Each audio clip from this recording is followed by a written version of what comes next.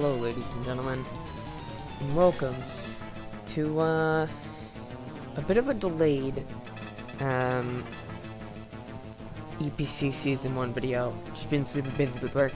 As you can see, the league is running along just fine. So a little backstory, week 2, a little bit. There's been a bunch of forfeitures and a bunch of replacements. But the current conference standings right now are in the Midnight Conference. The main Milotics are ahead, just coming back after losing week 1. The St. James Slowbros are sitting in second after being 5th after week 1. The Virginia Scissors are sitting pretty good there at third. As they just knocked Independent, who has been on a little bit of a decline due to being fairly predictable with the bonds that they've brought, have now dropped from 1st all the way down to 5th, or all the way down to 4th. The Philadelphia Firo are sitting there at 5th, after being pretty predictable again, and then Boston, the Boston Red Bulbs have been replaced by the Bluffton Beehives, and hopefully their coach, Amp, can bring things back from what started out as a fairly promising season. Then you have over in the Midday Conference, or what I like to call the Two-Horse Conference, we have Magic in his Vancouver. Kyogres have overtaken Leo in his Chicago Infernapes, albeit not by much. They do play in week 6, so this will probably be for the who's going to finish first versus who's going to finish second, but you never know what could happen.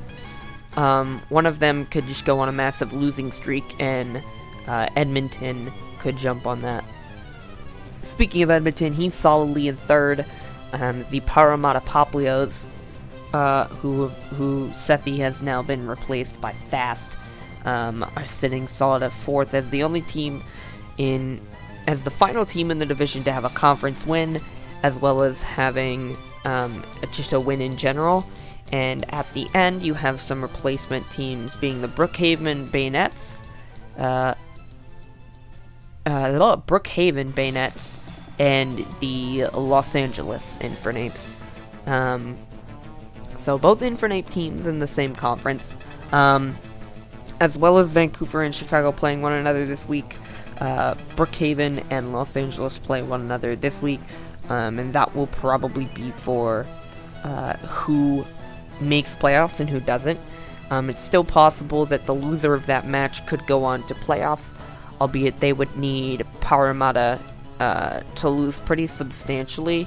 If Parramatta doesn't win any more matches, and Brookhaven wins their match against Parramatta, and that could be the result.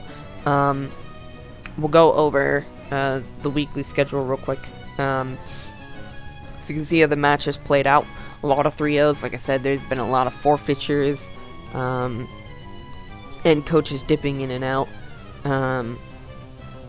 So this will just let you see the overview of why things are the way that they are. I'll scroll down a little bit.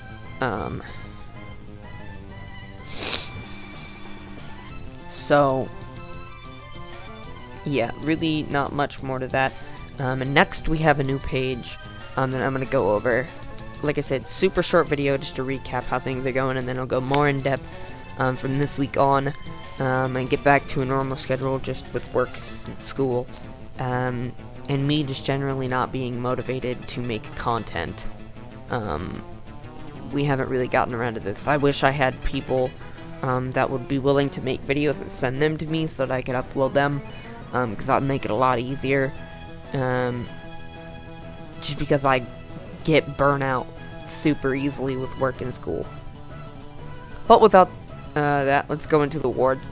So we have a few awards, and awards will be given away, as you can see, halfway at the halfway point of the season, which is week 5, at the end of the regular season, and at playoffs, and then it has a little bit of award explanation. So your MVP for week 1 are the Vancouver Coyotes. They had the best overall record, division record, and differential, so there's no surprise there. The Bad Luck Award goes to the Los Angeles Infernape, after being... Unfortunately, they came in as a replacement, but the replacement before them and the original coach before them, just didn't really leave them with the best option, and they didn't really... Those previous coaches didn't necessarily play bad, but did not, didn't end up getting the job done. So, Gels, he made a couple of changes to his team, so hopefully that will do him better for the second half of the season, and hopefully he can make playoffs. Next, you have the Perseverance Award. Maine started with the biggest disadvantage, not in terms of pure loss, because I believe the first person to go 5-0 was Parramatta. And so if Parramatta would have ended up a little higher in the standings, they would have gotten the Perseverance Award. But to go from losing a fairly close match as Pokecrafter did with his main Milotics, and to end up ending the halfway point of the season at the top of his division after being dead last, really shows to not only Pokey's ability as a player, but as a person that makes unique sets.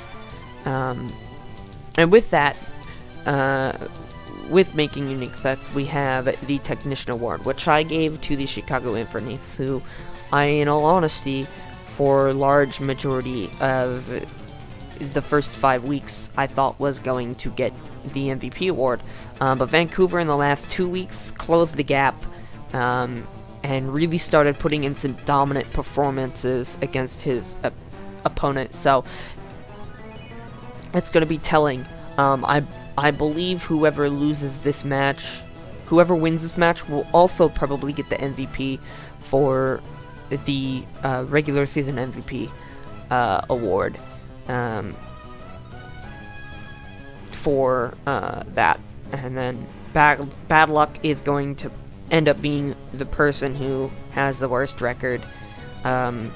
Perseverance is going to end up being whoever started at the biggest disadvantage, which will probably be someone from the Midday Conference.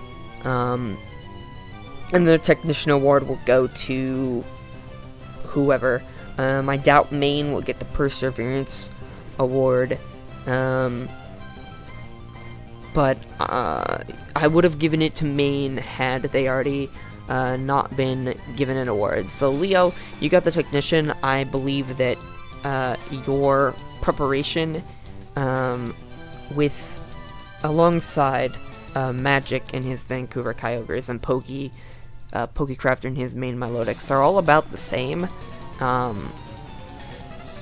just want to have different awards for different points. Playoffs, the playoffs MVP is not going to go to a single team. It's going to go to a single Pokemon based on how it performs throughout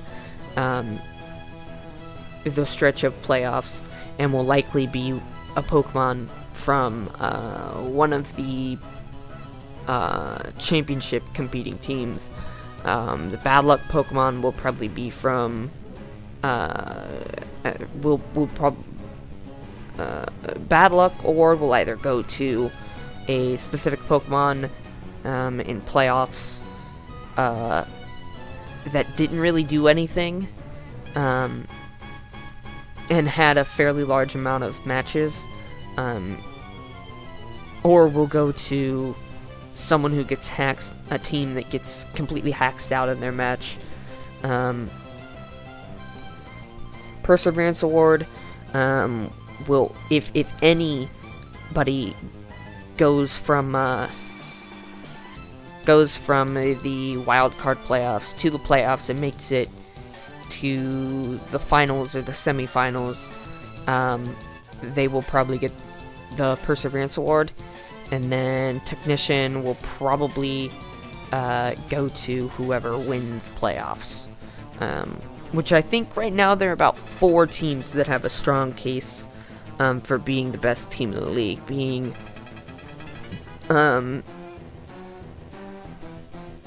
Maine, Chicago, Vancouver, and personally, I think Virginia, even though the stats don't necessarily show that.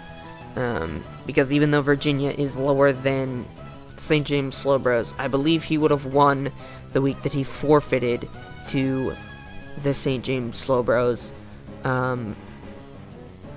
He just got really busy with work and school and had to forfeit that week. So, I've droned on long enough, and I'll see you guys in the next video. Goodbye.